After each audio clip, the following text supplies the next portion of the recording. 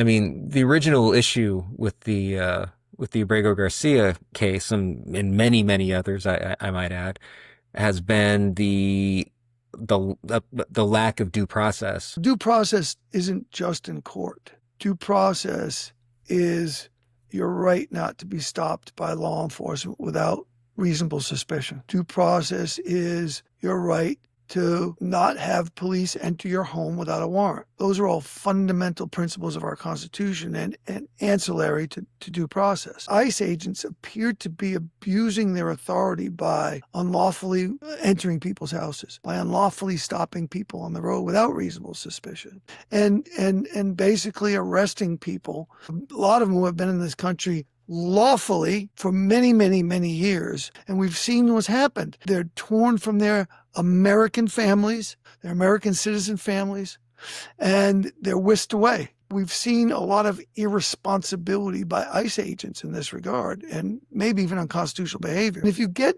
to that tipping point where agents don't fear the blowback of not adhering to the constitutional due process principles, then that puts all of us in danger.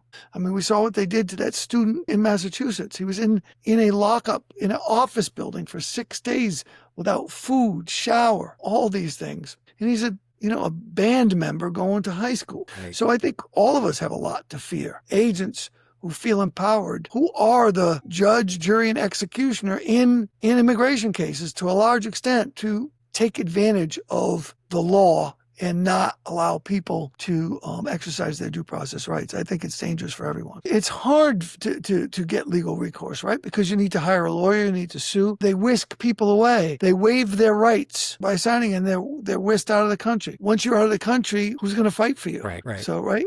And now your family is sitting there with the breadwinner gone, right? And they're American citizens. They're going to have to find a way to exist, and that's usually through government assistance. And so now you've created even a further strain on our economy and on government services. So the whole thing is madness. It's madness because, as you know, the notion that we're getting rid of rapists and murderers is totally absurd.